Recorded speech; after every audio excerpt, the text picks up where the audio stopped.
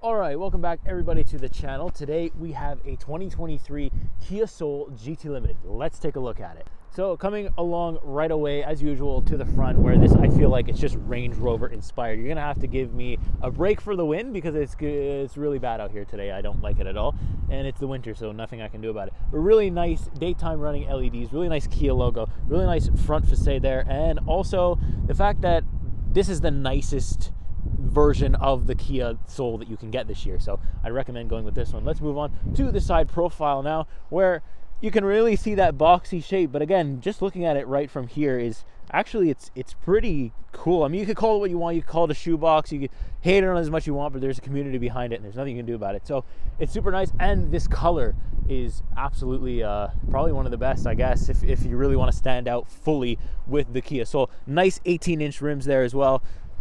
And you get this chrome on the side, and the Kia is the only one. This is the Kia Soul that only has that chrome on the side. So if you want that, if you like that, well, you're gonna have to get the most updated version.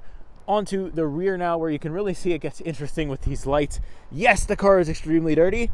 It is winter, nothing I can do about it. If I take it for a car wash, this will happen within 5 minutes. So if you live in Quebec or if you live in Canada at all, you know exactly what I'm saying. But you have that nice, interesting exhaust pipe right here that is like one, but it's also two, so it's interesting, and it's in the center, so I mean, good space there. Let's take a look at the trunk.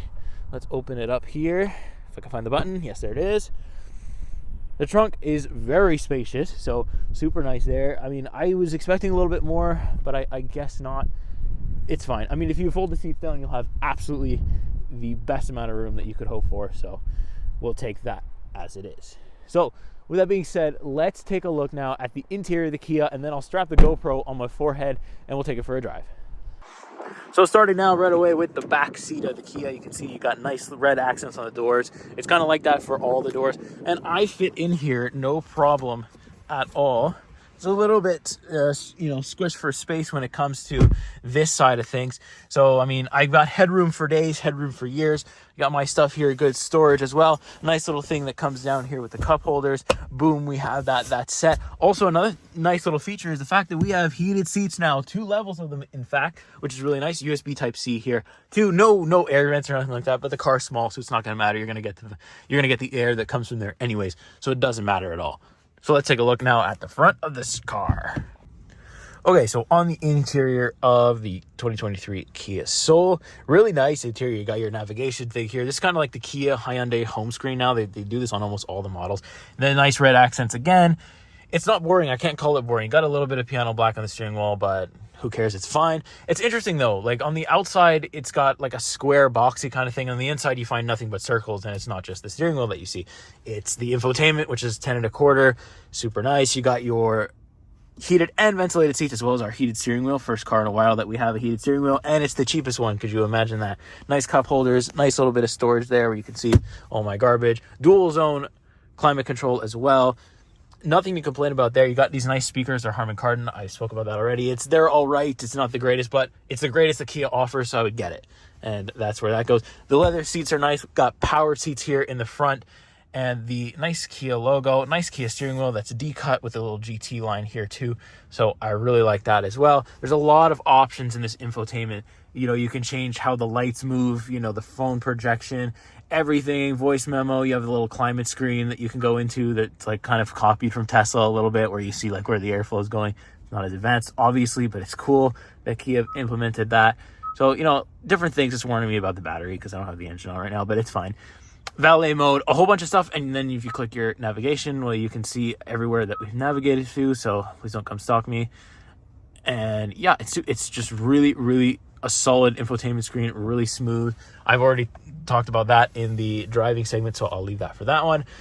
And yeah, that's gonna do it for the interior exterior. Let's take this car where it matters. Let's take it on the road in the winter. Let me strap that GoPro on and we'll get right to it. All right, so here we are in the 2023 Kia Soul, and you know, yeah, as you can see, it's winter now, so I mean it's the roads are dry now, but they haven't been all week, so I have got the opportunity to test this car in the winter. And I guess the main thing I'd say, like I usually say, is that It's really going to depend on what kind of snow tires you put on this car. That's going to depend on how good the driving experience in the winter is. In the summer, you're not going to have any problem. This car doesn't come in four-wheel drive, so you're stuck with what you get, right? So even with the decent winter tires that I've had on this car, it's still kind of slipped a little bit. It's a little bit understeery.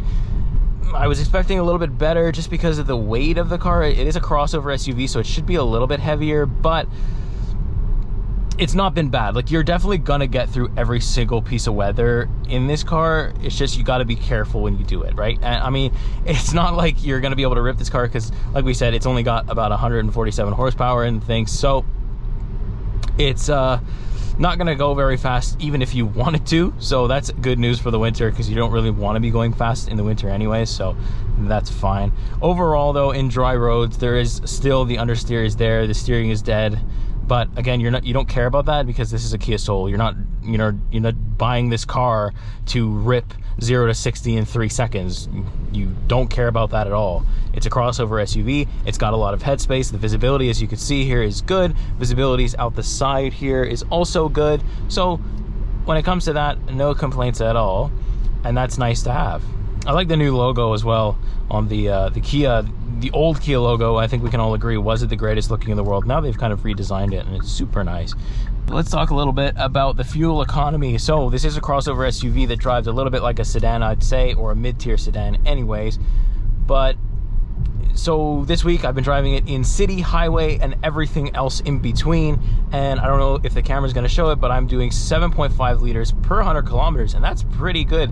That's just over what I'm doing in my normal Elantras, but this has a little bit of more weight, a little bit more heavy. The seats are powered and everything, so you know, we've got more weight to carry around, so naturally your fuel economy is gonna go up. But I don't think the gas tank is gonna be that much to worry about. I don't think it's going to be that expensive to fill. I would go with the EV version of this car. You're going to hear me say that probably a little bit in this video, just because you know, the EV's coming, so we're going to have to adjust to it, but no choice. This car also has an interesting feature where it has a little bit of ambient lighting, like around the door sill there, the footwell, and also here where you can see these red accents on the door. It will kind of like dance to your music, a little light show. It doesn't do it so much on the driver's side because I think that would be distracting, so they kind of dimmed it, but you can kind of see it off to the corner, you know, around here when you're driving, and it kind of dances to the music. I think the Kia Soul has kind of always had that, or in the recent years they've had that, and it's nice to see it again. I mean, that's not a complaint. That's pretty cool, actually. And I haven't seen too many cars, you know, give you a light show while you're driving, and it trust me, it's not distracting. So, but it's cool to have, and it's nice for your passengers to have as well. Now, I talked a little bit about performance before, but this car only has a normal mode and a sport mode, so no eco and no custom, nothing like that. But again, we don't really care. But just for the sake of doing the testing and doing the reviewing, I will show you that. It's interesting that I just assumed that, you know, it has a eco mode built into the normal mode, most likely. So here we go. I'll show you though what the sport mode can do. We're not going very fast here, so, and I don't have too much traffic behind me, so I'll rip it. And you can see we're going. Still not there. Still not there. Okay, now we're at 100. So you can see it's really not the fastest car in the world, but I mean, it'll go. I don't have any problems keeping up with traffic or anything like that. There's no delay off stop signs. There's nothing like that going on. It's really just not the fastest pickup. There is quite a bit of lag. There's no turbocharged option for this version. It's the highest version of the Kia Soul. I would have liked to see there be, you know, at least a turbocharged engine in it, maybe give me a little bit of better suspension, but they had to cut corners somewhere. They had to save money somewhere to give you all these features that it has in here. So you know what, we'll take it when it comes to that. Now, ride quality overall has been good. It's not the highest quality of, you know, the premium luxury sedans that we've driven. It's definitely not that kind of ride quality, but it also isn't, you know, Kona N quality. That's kind of like the low. It's not a stiff suspension. It is nice. I could do a road trip in it. These Quebec roads, trust me, I've been put it to the test the whole week, and it's been completely fine. You know, I don't really feel the bumps too much. You're not going to see my head shaking around too much. You're not going to see the camera shaking around too much either. So that's nice to have as well. Just, you know, it's fine. I mean, I don't have any big complaints when it comes to ride quality. I think it's perfectly comfortable. This car also comes with that automatic start-stop feature that, you know, people, it depends. I've had cars where I don't mind it, and then other cars where it's absolutely disgusting and it's so annoying. And unfortunately, the Kia Soul falls in the category of the auto start stop feature is extremely annoying. It's, you know, you really feel it, and there's kind of a delay when you're at like a red light, and I don't like it. I turn it off all the time. There's a button for it on the left hand side here. You press it, it turns off, thankfully, but you have to keep turning it off every time like usual. Like if you've ever had a auto stop start, then you know what I'm talking about. You had to turn it off every time, and I find myself doing that every single time because it's just annoying. That was it. It's a nice digital, like we said before, it's a nice digital gauge cluster here in the center right in front of me, but it is boring. There hasn't been any glitches, it's just boring because I can't really customize this side too much. There's not really that much info. I find there's more info on my Hyundai than there is on this, and the sides are boring. Like I can change the color of like this green thing here, but I can't actually do anything else. Can't change the RPM side, I can't change that either. So it's either I can't change it or I never found the setting, because there is a lot of settings in here. So it's either I didn't play around, but it's just either way, I just kind of find it boring. With a car with so much personality, it's a little bit disappointing that like the thing that the driver will cut the most is not the most entertaining thing, but it's fine for the price point. Like I said, they had to cut corners for you getting this car for 30,000.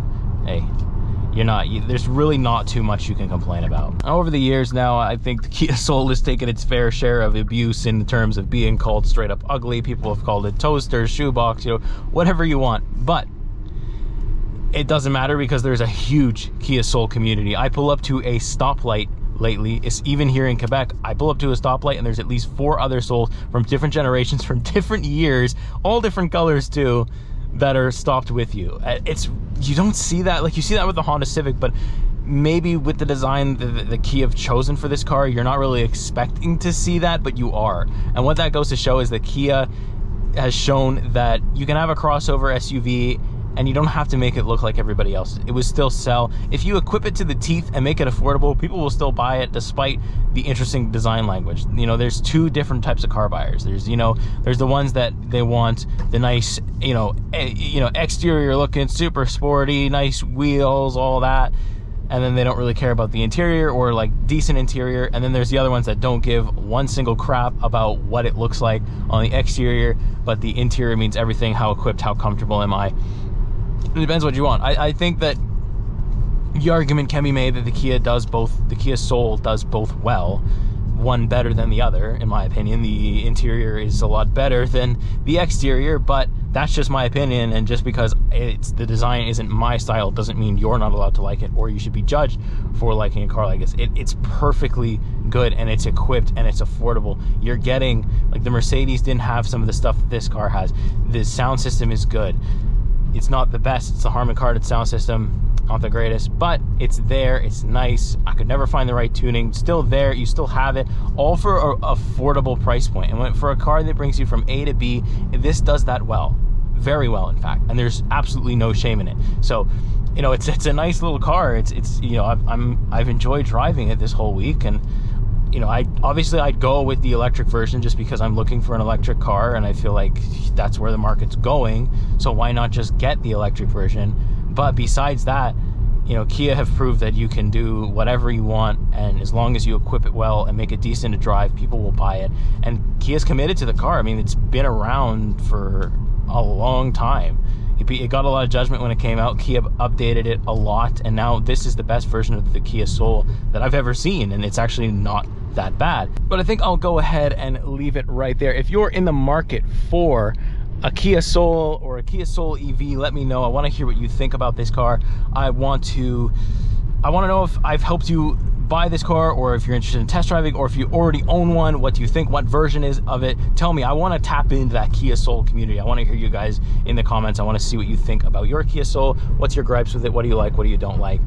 Let me know. Let me know everything there is to know about that car. So I'll go ahead and I'll leave it there for this video. Leave a like if you've enjoyed it. I've got like 0.1 of you are actually subscribed. So if you're new here and you've enjoyed anything I've said in this video or the video in general at all, go ahead and leave me a subscribe. It encourages me so much. Thanks so much for 150 subscribers. That is absolutely insane and an absolute dream come true. If you've clicked the video even once, then thank you, thank you, thank you, thank you. I'm here to help you make your buying decision a lot easier by showing you everything I possibly can about these cars that I can get my hands on. And the more community I have, the better. And yeah, it means the world. So thanks for watching, everyone, and we will see you in the next one. Take care.